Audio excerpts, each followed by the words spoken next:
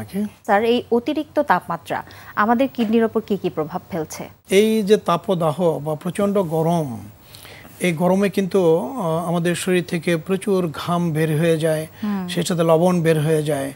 তো এই ঘাম লবণ বের হয়ে যাওয়ার জন্য দেখা যায় অনেকে ডিহাইড্রেশন বা পানির শূন্যতায় ভোগে এবং সেজন্য আকস্মিক কিডনি বিকল হওয়ার সম্ভাবনা। তার সাথে যেমন হিট স্ট্রোক আছে, সেগুলো তো হতেই পারে। আচ্ছা, আবার যেমন ধরুন যারা অলরেডি কিডনি রোগী আছে স্টেজ 3, 4, 5-এ, কারো কারো দেখা যায় যে শরীরে অতিরিক্ত পানি আছে, তখন কিন্তু আমরা তাদের বলি যে পানি কম করে খাবেন।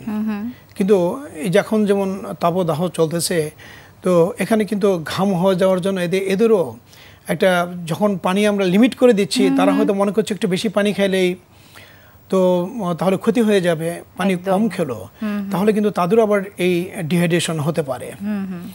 অন্যদিকে দেখা যায় যে গরমের মধ্যে মানুষের যেহেতু খুব পিপাসিত থাকে, সেজন্য বাইরে যখনই যায় তখন তারা যখন দেখে যে বিভিন্ন ধরনের পানীয় রাস্তায় খোলা জায়গায় যে বিক্রি হচ্ছে, সেই বিভিন্ন ধরনের শরবত, সেগুলো তারা খেতে চায়, আইসক্রিম এগুলো খেতে চায়। কিন্তু এখানে যদি এই যে তাপমাত্রা, এই তাপে কিন্তু আমাদের পরিবেশের মধ্যে যে জীবাণুগুলো আছে, সেটা কিন্তু খুব সহজেই এরা মাল্টিপ্লাই করে, সংখ্যায় বাড়তে থাকে।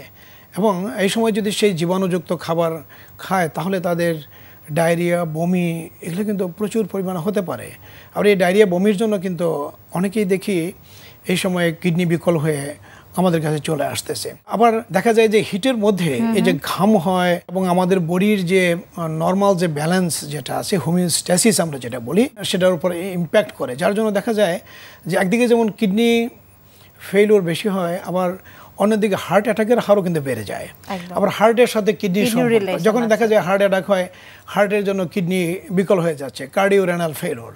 কাজেই হিটে আমাদের নানানভাবে আক্রান্ত করছে। একদিকে হিট স্ট্রোক, আরেকদিকে ডিহাইড্রেশন থেকে কিডনি ফেইলিওর, আরেকদিকে হিটের জন্য হলো দেখা যায় হার্ট অ্যাটাক হতে পারে।